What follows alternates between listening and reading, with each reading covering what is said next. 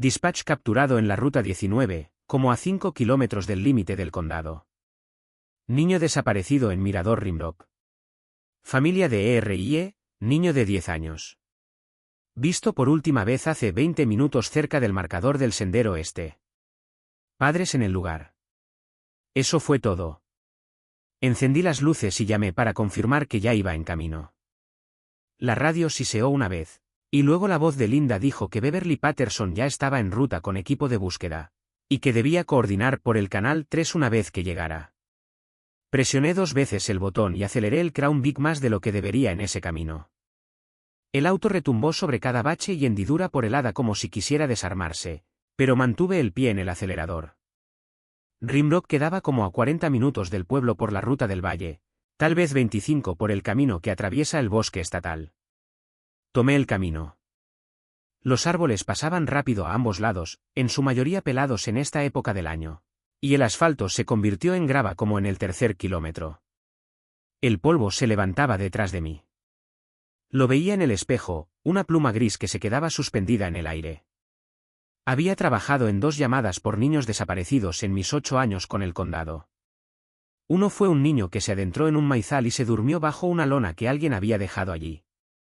Lo encontramos en 40 minutos. La otra fue una niña que se desorientó en un sendero de un parque estatal y terminó en un campamento a medio kilómetro de donde sus padres estaban perdiendo la cabeza. Estaba comiendo un perrito caliente cuando llegamos. Esa tardó 3 horas, pero estaba bien. Esta ya se sentía diferente y no sabía por qué. Tal vez la ubicación. Rimrock no era un lugar amable. Mucha roca vertical, esquisto suelto, precipicios de 10 o 12 metros hacia nada blando. La gente subía a ver la vista y tomar fotos, no a caminar por senderos difíciles. Que un niño de 10 años desapareciera allí significaba que o se subió a algún lugar estúpido o se cayó a algún lugar peor. El estacionamiento apareció justo después de una curva cerrada, y ya podía ver el grupo de personas cerca del inicio del sendero, tal vez una docena de civiles parados, algunos con teléfonos, un hombre con una chaqueta deportiva neón agitando los brazos hacia alguien. La patrulla de Beverly estaba estacionada en diagonal ocupando 2 espacios con el portaón abierto. Me estacioné a su lado y apagé el motor. El aire olía a pino y tierra fría. Era principios de abril. Todavía en esa época en que la escarcha matutina duraba hasta el mediodía y el viento tenía filo. Agarré mi chaqueta del asiento del acompañante y bajé. Beverly estaba en la parte trasera de su vehículo sacando rollos de cuerda y colgando mosquetones a una bolsa de equipo. Levantó la vista cuando me acerqué. Los padres están en la barranda del mirador, dijo. La mamá es Virginia, el papá Aiden. El niño se llama Edward. Dijeron que se salió del sendero marcado hace como 30 minutos y no volvió. ¿Vieron por dónde fue? Más o menos. La mamá dijo que estaba mirando algo en las rocas y cuando se volvió para agarrar agua, él ya no estaba. Beverly cerró la bolsa y se la colgó al hombro. Ya puse cinta en el acceso principal al sendero. Hay como 15 personas esperando que quieren seguir caminando. Les dije que esperaran. Asentí. ¿Alguien más entró a buscarlo? Que yo sepa, no. Llegué hace como 10 minutos y los padres ya estaban histéricos. El papá parecía que quería bajar él mismo, pero le dije que se quedara quieto. Fue lo correcto. Lo último que necesitábamos eran 2 personas atascadas en una repisa de roca en vez de una. Seguí a Beverly sendero arriba hacia el mirador. No era un camino largo, tal vez 200 metros. Pero la pendiente era suficientemente pronunciada para que mis botas resbalaran un poco en la grava suelta. La gente cerca del inicio del sendero nos vio pasar. Una mujer preguntó si ya lo habíamos encontrado. No respondí. El mirador era una plataforma de piedra plana que sobresalía sobre un precipicio. Barranda de seguridad en 3 lados, a la altura de la cintura, pintada de marrón para integrarse con la estética del parque. Más allá de la barranda, el terreno se desplomaba en un revuelto de repisas de roca, matorrales y rocas dispersas. La vista llegaba por kilómetros cuando el tiempo estaba despejado. Hoy, había un cielo brumoso del color del papel viejo. Aiden y Virginia Woods estaban pegados a la barranda en el lado este. Virginia tenía las manos agarradas a la barra superior, los nudillos blancos. Aiden estaba a su lado, un brazo sobre sus hombros, el otro señalando hacia abajo a las rocas. Ambos se volvieron al oírnos llegar. Él bajó por ahí, dijo Virginia antes de que pudiera presentarme. Su voz estaba tensa, controlada, pero podía oír el temblor debajo. Estaba mirando algo y luego simplemente se pasó por encima y no vi hacia dónde fue. Me acerqué a su lado y miré hacia donde señalaba. Las repisas de roca bajaban en escalones irregulares, algunas planas y anchas, otras estrechas e inclinadas. Montones de sitios donde un niño podía resbalar o atascarse o desaparecer de la vista por completo. Los matorrales crecían en parches donde la tierra se había acumulado en las grietas. Unos pocos árboles raquíticos se aferraban a la piedra más abajo. ¿Dijo algo antes de pasarse?, pregunté. Aiden negó con la cabeza. Simplemente caminó hacia la barranda, miró hacia abajo y luego se trepó. Le dijimos que se detuviera, pero no nos escuchó. A veces hace eso. Se enfoca en algo. ¿Cuánto pasó desde que bajó hasta que llamaron? Tal vez 5 minutos, dijo Virginia. Primero le gritamos.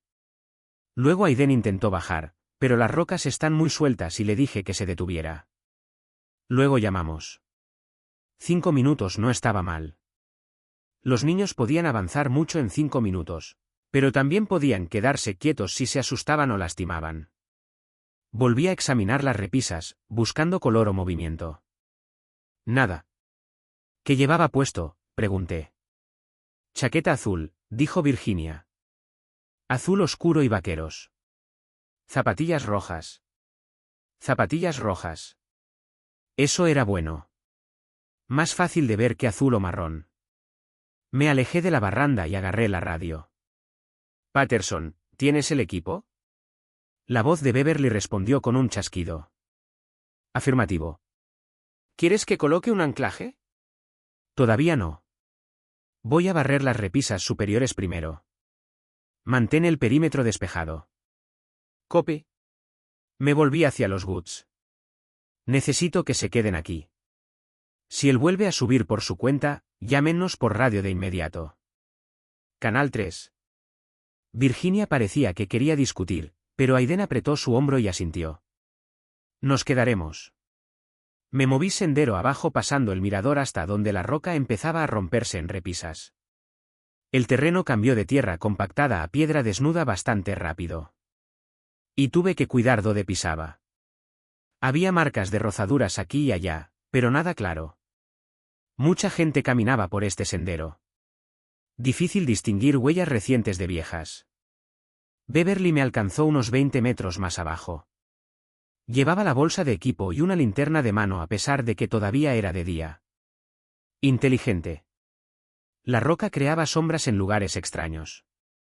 ¿Ves algo?, preguntó. Todavía no.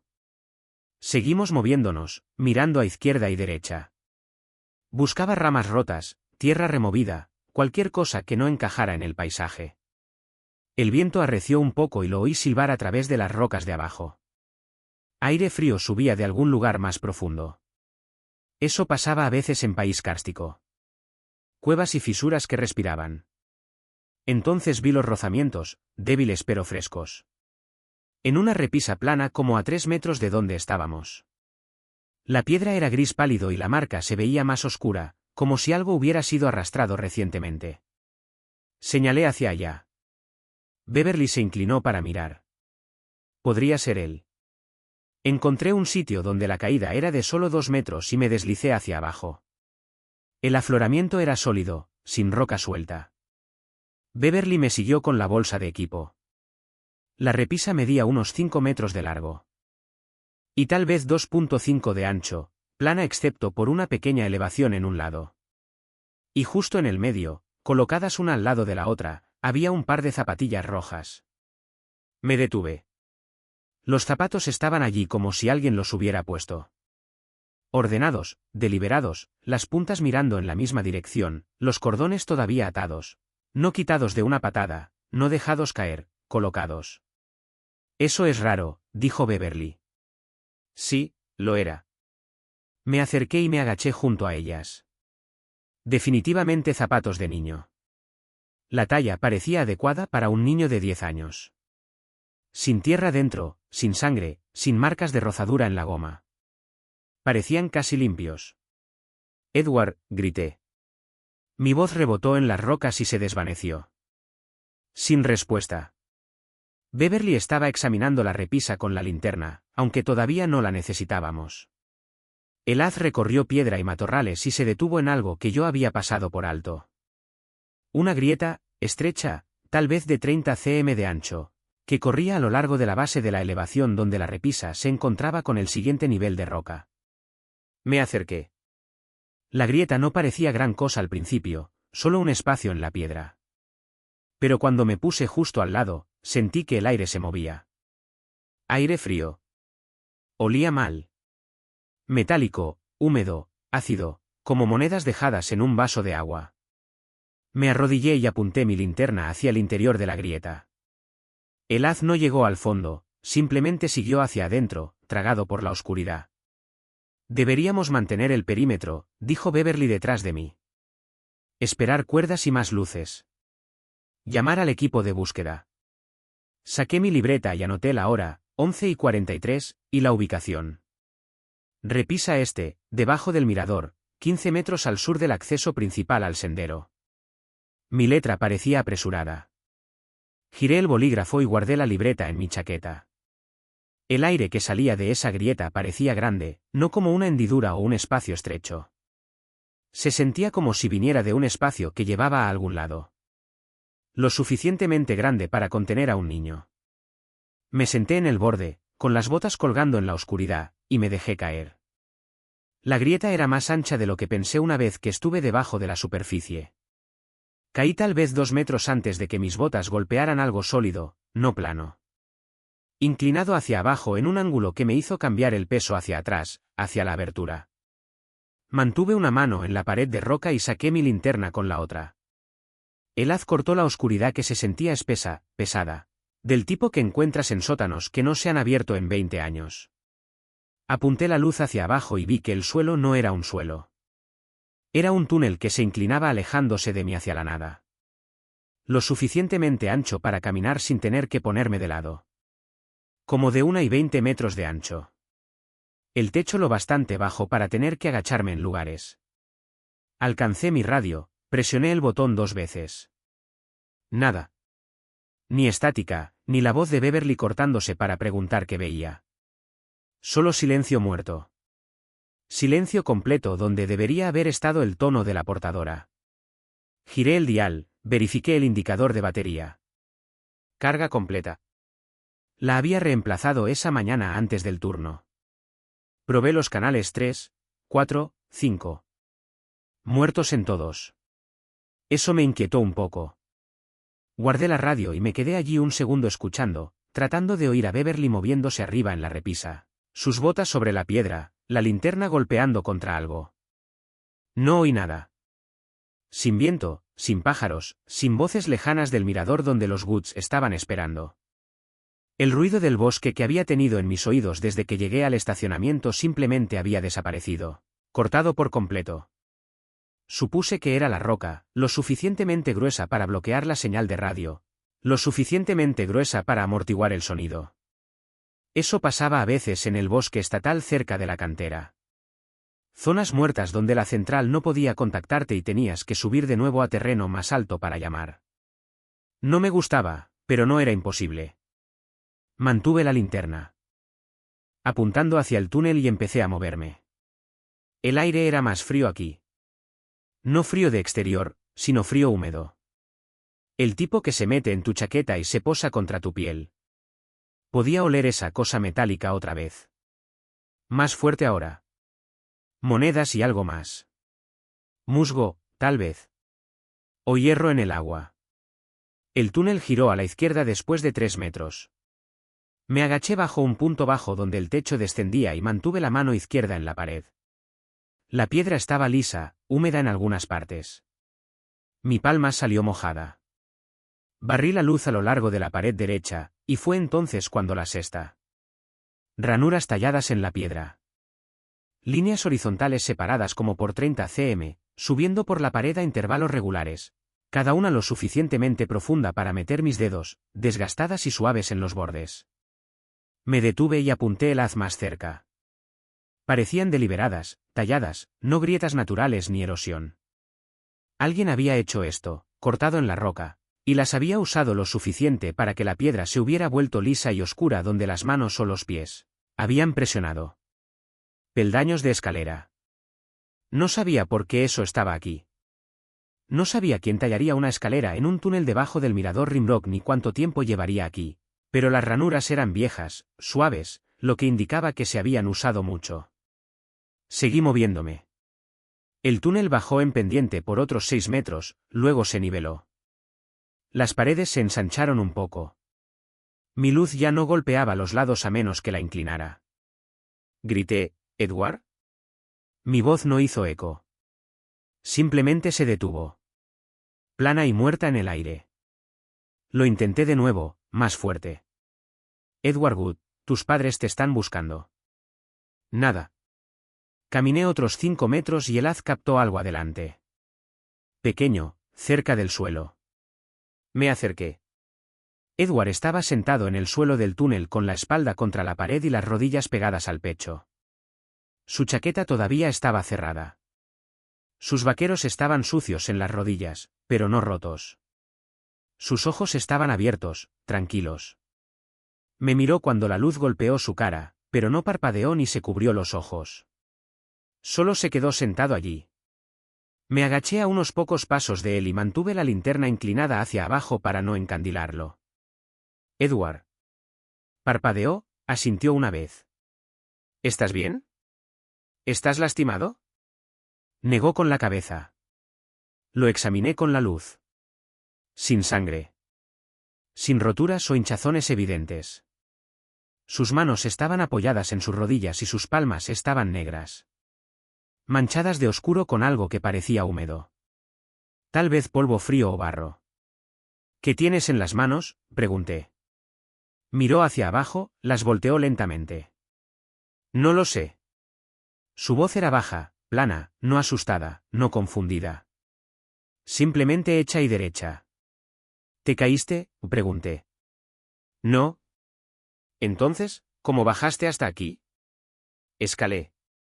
Miré hacia atrás, hacia la entrada del túnel. Las ranuras en la pared. Bajaste por la escalera. Asintió. ¿Por qué?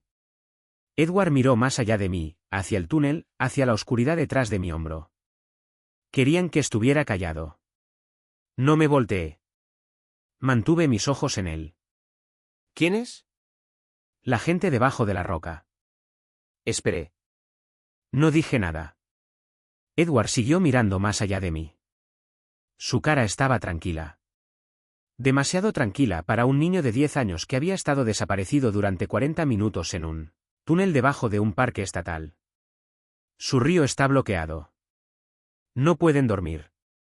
Dijeron que si bajaba y me quedaba callado, ellos podrían descansar. Había trabajado en llamadas por niños desaparecidos antes. Los niños dicen cosas extrañas cuando están asustados o confundidos. Cuando han estado solos demasiado tiempo o se han golpeado la cabeza o se han desorientado en el bosque. Los he oído hablar de amigos invisibles, de animales que les dijeron a dónde ir. De sueños que se sentían reales. No discutía con ellos entonces, y no iba a discutir con Edward ahora. Me puse de pie, manteniendo mi cuerpo entre él y el túnel detrás de mí. Bien, vamos a llevarte de vuelta con tus padres. Edward. Me miró, parpadeó de nuevo. Está bien. Estiré la mano y lo levanté. No se resistió, no hizo preguntas, solo se puso de pie y se sacudió los vaqueros con sus palmas manchadas de negro. Lo giré y apunté la linterna hacia la entrada. Quédate delante de mí. Camina firme. Si tropiezas, te agarro. Empezó a caminar. Mantuve una mano en su hombro y la otra sosteniendo la luz. Podía sentir el túnel detrás de nosotros, el aire moviéndose en él, frío, húmedo y ácido. No miré atrás. Llegamos a la curva, al punto bajo en el techo. Edward se agachó sin que yo le dijera. Lo seguí y mantuve el haz apuntado a la pendiente adelante. Las ranuras en la pared eran más fáciles de ver ahora que sabía lo que buscaba. Edward agarró una sin vacilar, se empujó hacia arriba por la pendiente como si lo hubiera hecho antes. Me mantuve cerca, una mano en su espalda, la otra agarrada a la piedra. Escalamos.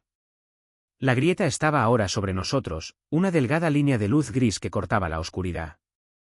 Podía ver los bordes de la abertura, la repisa más allá. Edward llegó primero al hueco. Lo empujé hacia arriba y a través de él, luego me hice yo mismo. En el momento en que crucé la grieta, el sonido regresó. Perros ladrando fuerte, agudos y frenéticos. Voces gritando desde algún lugar más allá de la repisa. Estática de radio cobrando vida en mi cinturón. Me dejé caer sobre la piedra y alejé a Edward de la abertura. Beverly estaba allí, linterna en una mano, radio en la otra, su cara tensa. ¿Dónde, maldición, estabas?, dijo. Te estuve llamando durante 10 minutos. Miré hacia la grieta. El aire frío seguía saliendo, pero más débil ahora, tenue, el olor metálico desvaneciéndose. Me puse de pie, me sacudí el polvo de piedra húmeda de la chaqueta. ¿Lo encontré? Edward estaba sentado en la repisa junto a sus zapatillas. Sus palmas seguían negras. No dijo nada. Los perros seguían ladrando. 2 días después de que sacamos a Edward Wood de esa grieta, no podía dejar de pensar en ello. No de la manera habitual en que repasas una llamada. No la revisión de adrenalina en la que te examinas en busca de errores o piensas en lo que podrías haber hecho mejor. Esto era diferente. Era el tipo de cosa que se instala en tu pecho y no se mueve.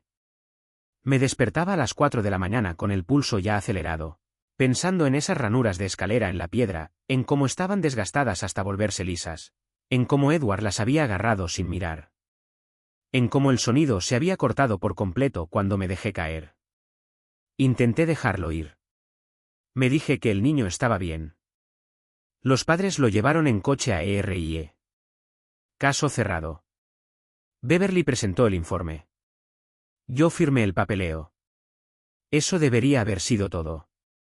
Pero seguía volviendo a las zapatillas, limpias, cordones atados, colocadas como si alguien las hubiera puesto allí a propósito. Al tercer día, subí al Crown Vic antes de que empezara mi turno y volví a conducir hasta Rimrock. No se lo dije a nadie, no lo registré, simplemente fui. El camino de acceso estaba vacío. Sin excursionistas todavía. Demasiado temprano para el público del fin de semana. Me estacioné en el mismo lugar que había usado 2 días antes y subí por el sendero solo. Mis botas crujían sobre la grava y luego se silenciaban cuando el camino se convertía en tierra. El bosque olía a cort,